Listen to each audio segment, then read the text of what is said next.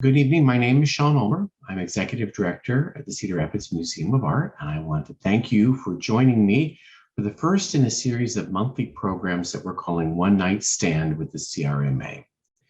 Now, we shamelessly stole this idea and the title from a sister institution, Intuit, which is a center for outsider and self-taught artists that displays their work in Chicago. And a friend of mine did a talk for them called One Night Stand, where they just looked at one work of art, talked about it in context for about 20 minutes, then had some Q&A at the end. Very simple, very informal, and I thought it was a brilliant idea. And I said, well, I'm not going to reinvent the wheel here. I'm just going to steal it, and we're going to try it here in the fall at the CRMA. I'm going to kick things off this time. We're looking at a work by Marvin Cohn. In a month, our curator, Kate Kunow, will be looking at a Carol Walker piece that will be on view as a part of the Collector's Eye exhibition that we open at the end of this month. Then in 2 months' time, I'll be back to look at a John Buck print that we own that's not currently on view. And then Kate will round things out in the fall by looking at our bust of Caracalla and talking about the context there. So it's a very informal program. Like I said, it only lasts about 20 minutes. And I've got a PowerPoint here to share with you. And hopefully everyone can see that and can see what I'm going to be sharing with you. Please let me know if not. But that's the background behind One Night Stand. Very simple, very straightforward. It's a good opportunity to look more deeply at a particular work. And today, as I said, we're going to focus on a work by Marvin Cohn. And let's see if this is here. Okay. And this is a self-portrait by Marvin Cohn. And Marvin Cohn, some of you may already be well familiar with. He is certainly a Cedar Rapids fixture. He was Grant Wood's best friend. They went to school together. They both graduated from Washington High School. Grant Wood went up to Minneapolis to continue his studies. Marvin went to Coe College, where he graduated in 1914. Then went on to the Art Institute of Chicago, where he studied for a few years, but his studies there were interrupted by World War I. And he, after doing some basic training out in New Mexico, he was shipped off to France, where he served as an interpreter. Before coming back after the war, as they were waiting to ship GIs back, they allowed GIs to take classes at French universities, and Marvin spent about 5 months at the École des Beaux-Arts in Montpellier in South Central France, studying art, came back, thought that he would maybe be an illustrator, but decided to teach French, which is what he was doing as a translator. He certainly was very familiar with French, taught French at Coe College because there was no art department at Coe College at the time, taught French for a couple of years, but also during that same time, began to do art instruction at Coe College before there was an actual department for art. And he really founded the art department there, eventually teaching just art classes and not teaching any French language classes. So, and so he taught at Coe College for 42 years and influenced countless generations of young artists. And he did a wide variety of work in that very long career. And we're going to focus on one work today in particular, a work that is currently on view. And it's called Merry-Go-Round, and it dates from 1934. And this is not a great image of it. You can see a bit of glare from the lights in the galleries, but it gives you a good kind of approximation. One thing you have to know about Marvin Cohn, he painted extremely thinly. So you see the weave of the canvas, and we'll see that in some of the details I have lined up for you. But it also allows us to catch a lot of glare off of the lights in the gallery.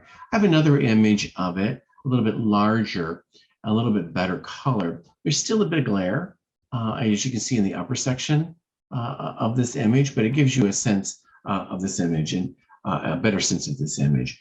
And it really is a remarkable painting for a number of reasons, not least of which is that Marvin Cohn focused on images of the circus really only in the 1930s. It was something that by this time he was already a well-established artist, and it's something that he really investigated in the 30s, and then by 1940 he's done investigating that, and he's moved on to other subject matter. So it's really an interesting moment in his career. So when you see a circus imagery, it more than likely dates in Marvin Cohn's work. It more than likely dates from the 1930s. So there's some details. I certainly invite you to come to the museum and look more closely at this work in person. Again, you can see here a little bit of the glare off the weave of the canvas there, but what I want to point out, what I want to draw your attention to here is this work is, kind of a night dusk scene, and it's really being illuminated by the merry-go-round itself. And Marvin's sort of a master at light. And that's not something that people really think about when they think about Marvin Cohn, but he really, really understands light. In fact, this light emanating from the merry-go-round, you can see actually passes through the woman's skirt. And you can see the outline of her legs through the skirt. And that's, really a result of that bright light of the merry-go-round. And you can see that the figure sitting at her feet are casting shadows that come straight back at the viewer. Here on the other side of the canvas, you can see again the light. It silhouettes the figures, but not completely. You can still make out a lot of details in the figures, but these are the children who are on the merry-go-round horses. And here another detail. One of the more poignant and sweet details, I think, is how this couple is holding hands behind the pole. So they're holding hands. They're both leaning into the pole, but they're holding hands behind it. And then this couple in the foreground, which is a wonderful device that Marvin Cohn uses to draw you into the composition. You're basically standing a few feet back from this couple and in basically the same orientation as the man with the bowler hat and the cigarette. Oh, here, I forgot I had included this even closer to, you can see the canvas very clearly in a detail like this. But yeah, this is just a wonderful little detail of the couple. And up above, you can see the light emanating out of the top of the merry-go-round. So he's very careful to include that bit of information as well. Or here, the light of the moon. A wonderful little slice of the moon. And I want to point out this great sort of telephone pole off to the side, the ones that the couple's leaning up against. He's very careful to include the hooks on the side of the telephone pole, which is what the telephone pole repair people used to use to climb up. It's a very, very small detail, but Marvin Cohn is very careful to include that in the composition, and they too are illuminated by the merry-go-round. And over on the left-hand side, we have this elderly figure. And an elderly gentleman, sometimes an elderly lady, but more often an elderly gentleman, oftentimes pop up in Marvin Cohn's imagery. And he has been so dubbed Uncle Ben because of a couple of compositions that Marvin Cohn does later, in which pictures of an elderly, white-bearded, balding man appear, and he called those pictures Uncle Ben. And so they are attached specifically to this particular figure, and you'll see Uncle Ben here off to the side. And it's one of the earlier appearances of Uncle Ben. And here a detail, and this is wonderful. I mean, I really was able to get in close on this. This is a very small detail, blown way up. You can see absolutely the texture of the canvas in there, but I really love how Marvin Cohn is able to, with a single stroke of white paint, create this wonderful highlight over the sort of the brow of the figure, down the nose, and then again. And he just sort of picks this little detail out and uses it, uses his mastery of paint handling to communicate that. Now, for this painting, we actually have a drawing, and it is to scale. It was very common. Both Grant Wood and Marvin Cohn did this. They did 2-scale drawings. So it is really the size of the painting is the size of this drawing. And you can see he's really worked out a lot of the details in it. He's got even here, he's got the light coming out the top of the tent. You can see just a little bit of those hooks I was talking about that repair people would climb up on. Here, a difference. They're not holding hands. There's a little bit of a change here from the drawing to the final. Okay? And there's no Uncle Ben in the drawing. But I have a comparison, a side-by-side comparison of these two, where you can do a one-to-one comparison. Now, here in the drawing, the rope that's holding this section down is really sort of off already. It's off the canvas. He's sort of moved the center basically over a little bit. All of the details are largely there. Here you can see that he's already thinking about the transparency of the woman's skirt, no Uncle Ben, and again, none of the hand holding behind the pole. So where did Marvin Cohn's interest in the circus come from? Well, actually, he was always interested in the circus, from what we understand. The circus was a very big deal. The Ringling Brothers, a very famous circus family, actually can trace their origins really to Iowa, to McGregor. And not all of the Ringling Brothers were born there, but many of them were. They were certainly not involved, initially in the circus, but they grew into creating the circus. And the circus was a very, very big thing. For example, in 1912, I believe it was, the Ringling Brothers Circus did come to Cedar Rapids, and it was an enormous production, huge parades, 400 actors sort of reenacting a kind of Joan of Arc play. I mean, it was a very large production. The whole town would come out for it. And so it was a phenomenon. It was a real phenomenon. Here is a photograph from Marvin Cohn Archives. Marvin Cohn took of the circus. And it's a sort of odd sort of thing to take a photograph of, but it was important and meaningful enough to Marvin Cohn to take this photograph. And I have a second one here. He's particularly interested in these backdrops, and these flat backdrops, and they do appear not in merry-go-round, but in other circus imagery that I will share with you here in a moment. But here, the 619-pound woman, or Senorita Josephine, who is is a snake trainer. These kind of exotics and oddities are pictured on these sort of canvases or paintings, and Marvin Cohn is very interested in them and takes photographs of them. But that really was sort of one way in which the circus was speaking to Marvin Cohn. He also used that sort of same thing in the creation of other works. This is another work of the circus that we own, called Carnival Scene, from a year later, from 1935. It's approximately the same size as Merry-Go-Round, but it's a very, very different scene. Here you have sort of a carnival barker up on stage. You have those wonderful backdrops like he had photographed in those photos, and those photos unfortunately are not dated, so we don't know exactly when he took those shots. But we become part of this crowd in the foreground, just as we were kind of being drawn into merry-go-round with that one figure with his back to us.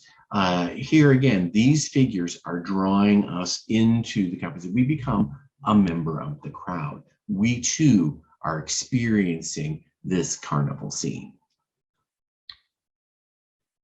Here, a very small drawing. It's only 4 by 4 inches. a drawing, a sketch that Marvin Cohn did. It's also in our collection. And here a figure up on the stage, and then a clown-like figure over here to the right-hand side. And we'll look at separate images of clowns that he did, also sketches. And then here, this backdrop of the heavy woman that was a fixture of many carnivals.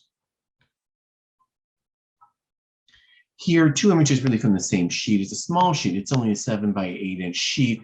And on the right, a detail in just one corner of it, where you see a carnival barker, again, against this kind of backdrop here, with figures on the stage, including one that's holding a large drum. And it's very similar to this painting that actually is in a private collection of a figure, kind of a carnival barker on the stage with a snake charmer and this kind of clown in blue over here to the side. And again, this wonderful backdrop and this crowd up in front, which serves again to draw us into the composition. I have a couple of details of this, details of the main figures, the protagonist, but also a detail here in the lower left of the crowd. And again, we have this kind of Uncle Ben figure peering out at us, looking at us directly. I also want to call your attention to this figure over here in the far, far, far left. This profile figure with a somewhat long nose and the little mustache is actually rather similar to self-portraits that Marvin Cohn did in sort of a caricature style of himself. And so this could very well be a self-portrait included in this composition because it is similar to a couple of drawings that Marvin Cohn did that were in a caricature style, as I said, of himself. So it very well could be that he's included himself in this composition too. Here, I mentioned that he had done a few drawings of clowns. Here, again, two images from the same sheet, a little bit larger sheet at 8 by 10. And you see these two clown figures. And these are a little bit, we date these a little bit earlier to around 1930. It's not a very firm date at all. But you can see he's really kind of looking at these a wide variety of characters, mostly, actors and pantomime and so forth. But the clowns, I thought I wanted to include because we do see clowns in some of the other compositions that Marvin Cohn creates. Now here, another piece that is a little bit larger. It's about 20 by 24. It is also from our collection. It's from around the same time, 1935.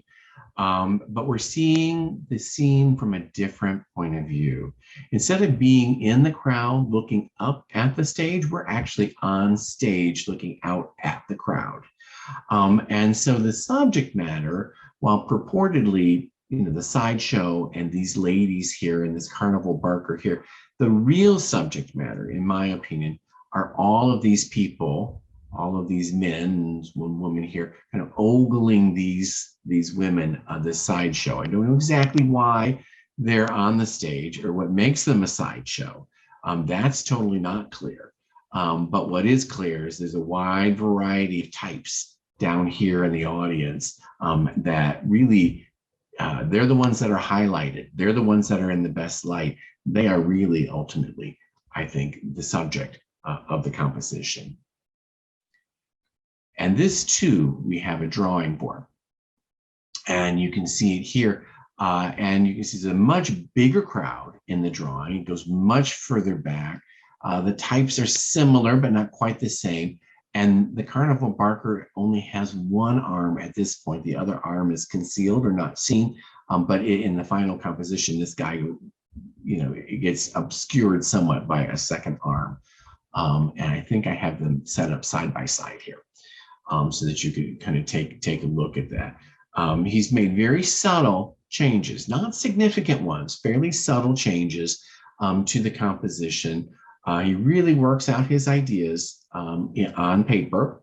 You can see the grid lines on the paper that he then transfers over to canvas and works off of that. But the types do change. The facial types have changed here. The Barker has changed, not just the arms, but it's really his profile has changed. And so there have been some small but significant changes to the composition. So interesting, and he's really not touching on the circus imagery before 1930, and then he's really into it, and he does several compositions around the circus, all in this decade. And I really feel that he works through all of his ideas and feels like, okay, I've done that, and he wants to move on.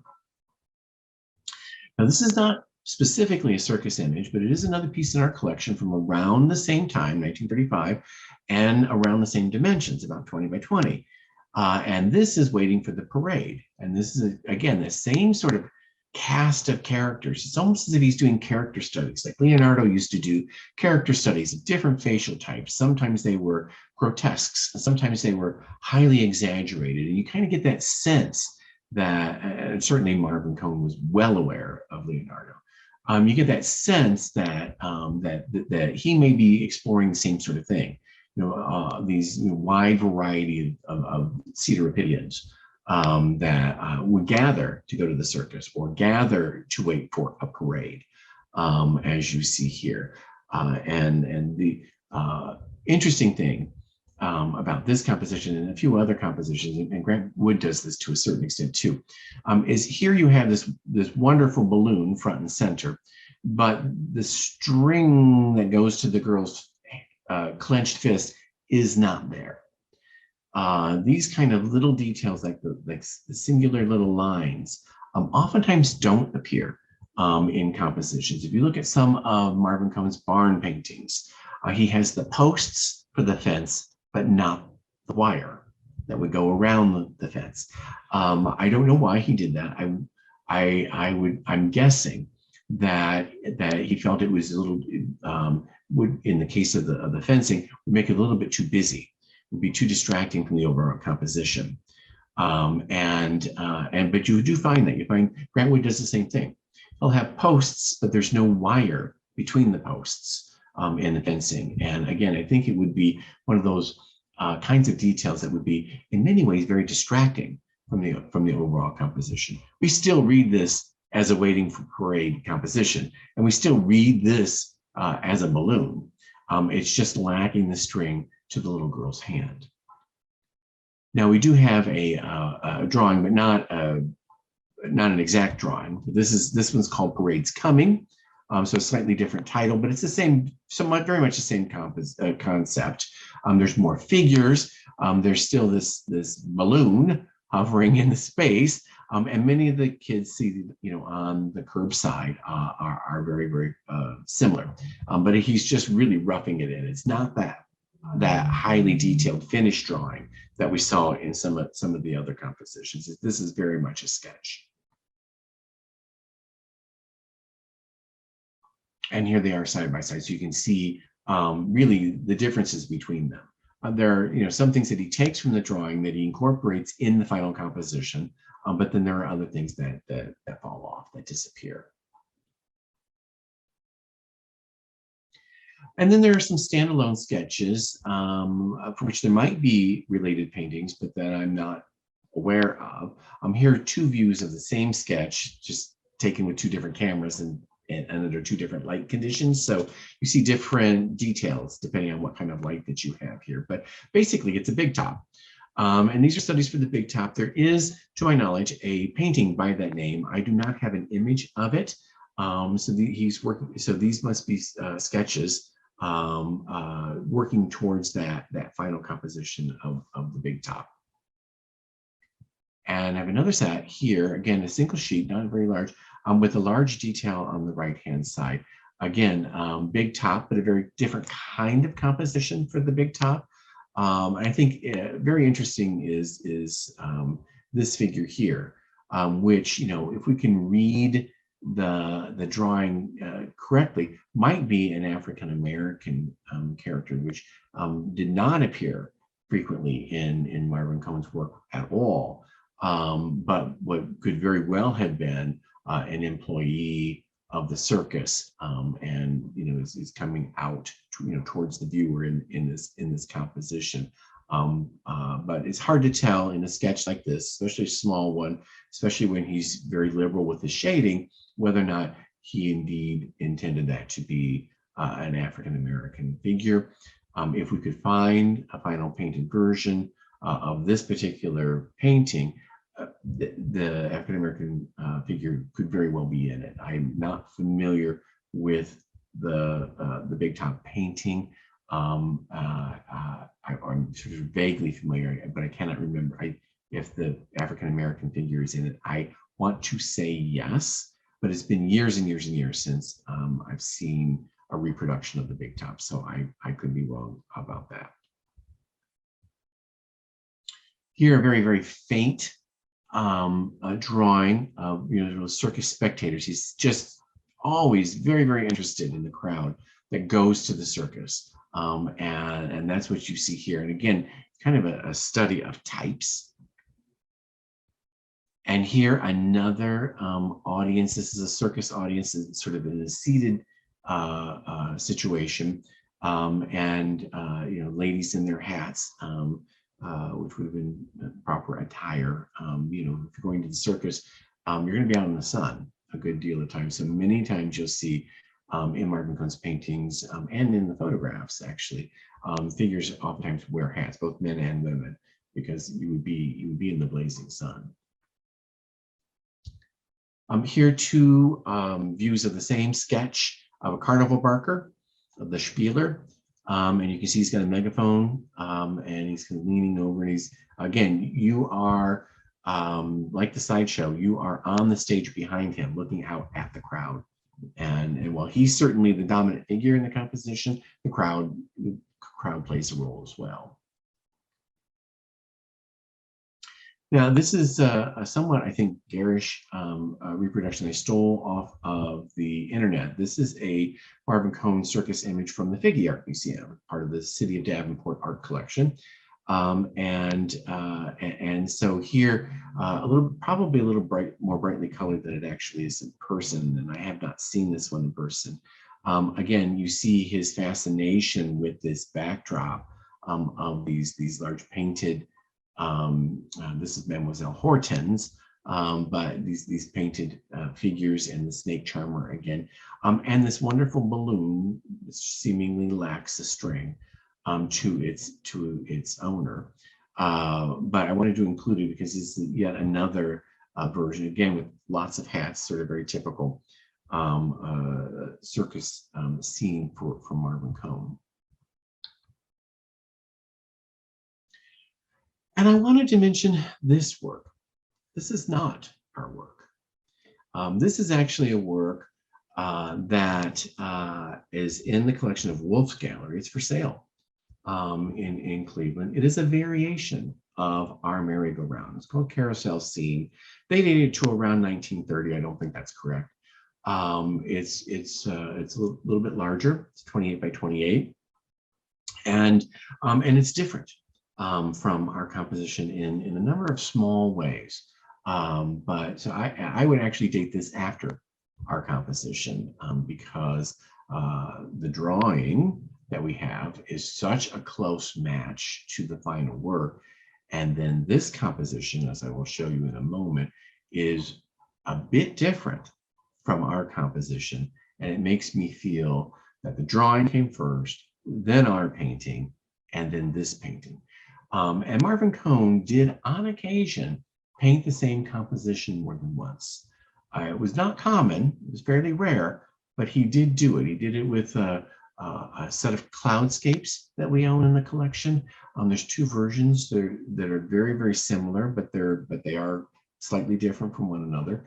And so we know that he did it then, and he's doing it again here. I'm going to show you it in its frame. That is probably not a Marvin Cohn frame. It doesn't look anything at all like the frames that we have Marvin Cohn's in that came directly from the Cohn family or from Marvin himself. And I wanted to compare parts. So I kind of did some details and then zoomed in on the one web image I could find to try to show you some of the details. This is the most telling detail, I think. Our painting, the museum's painting, is on the left. The painting in the gallery is on the right. You can see that he's still very interested in showing the light coming through the skirt, but it's a little bit more diffuse. The head of this boy has kind of dropped down.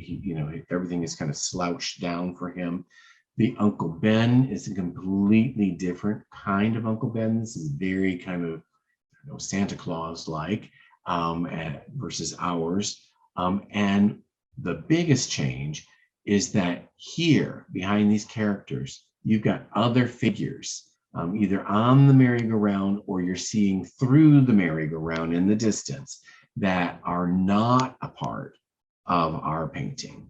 They may be there, sort of in these sort of darkened blobs, if you will, but they are not articulated in the same way that they are in in the gallery painting. What I would say is probably the later painting. And that is all the slides I have to share with you. And I've probably gone a little over my 20 minutes goal, but that's okay. I'm glad you stayed with me. I appreciate it. And at this time, I would be more than happy to try to answer some questions about merry-go-round and how it fits in Marvin Cohn's sort of career, or how it fits in with some of these other circus images.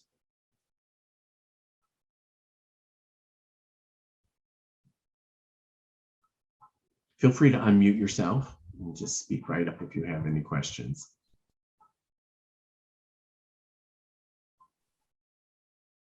Well, Sean, I'll ask you something here. In the original image that you showed, my first inclination, and I don't think Marvin Cohn would have done this, but the couple that is separated by the pole, to me, the young man looked like he might be an African-American young man, and the woman, a white woman, and symbolically separated by the pole. But I don't think that was probably done. I mean, I can't really tell by looking at the painting, but I wondered about that when I first saw it.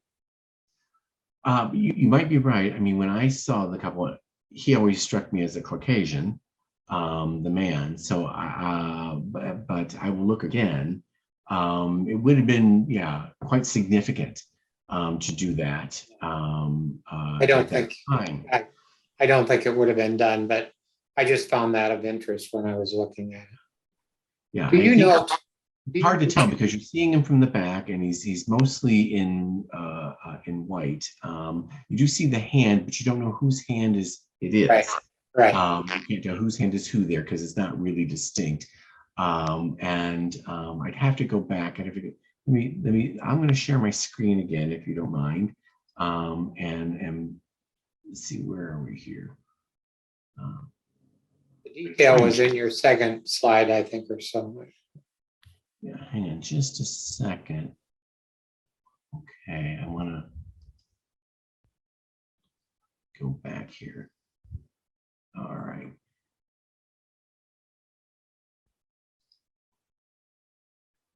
Okay, oops. Hang on just a second here. There. Oops.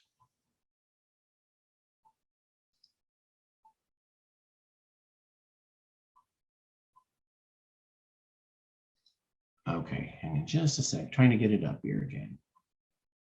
I've got too many screens open is the problem. Oh boy, here we go.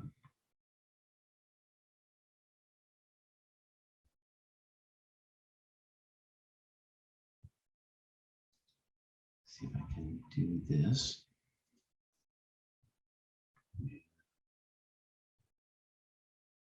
Just like I'm trying to call it up.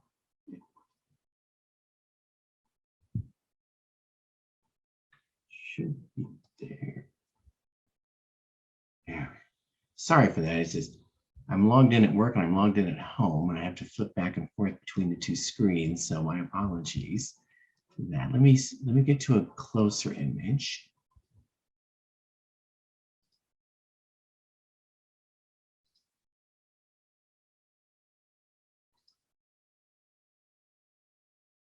He certainly is. Certainly has seemingly darker neck on him, but that could simply be the shadow, possibly. It's hard to tell from the hands. You see a lot more of her arm, but it looks like he might have a white hand there.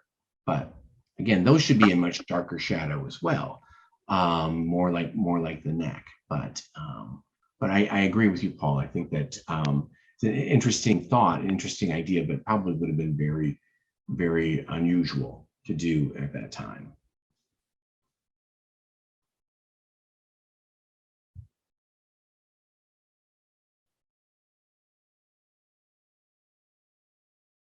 Any other questions? Well, I know that Marvin Cohn's work has increased in value substantially in the last decade or so. I just wondered if you knew what Wolf's were asking for that carousel painting. You know, I didn't dig down into it. I think you could contact. It wasn't on their website readily available. I think you could contact. Cohn's work still varies a great deal. His barnscapes and his landscapes do very well at auction. His abstracts, however, still lag behind. People do not respond to his abstract work as well or as much as his landscapes, and particularly his barnscapes. So he did have a very a very nice work that was acquired by Crystal Bridges, and they spent quite a bit of money getting that particular piece. And of course, naturally, we were contacted by a number of people asking if all of their Marvin Cohn's went up in value as well. And that's really, it's not across the board. It's not ubiquitous. Crystal Bridges is a unique situation where they have the resources and they really went after a painting in a very, very big way that they wanted. But I think he has a very healthy market, I would say. Images like the circus, I think, would be very appealing to people. So I think it would fall into that category of barn scenes and landscapes and some of his more successful still lifes. But I have no idea what they're asking for it. I am curious. It wasn't curious enough to call and find out in this particular case. Thanks, Sean.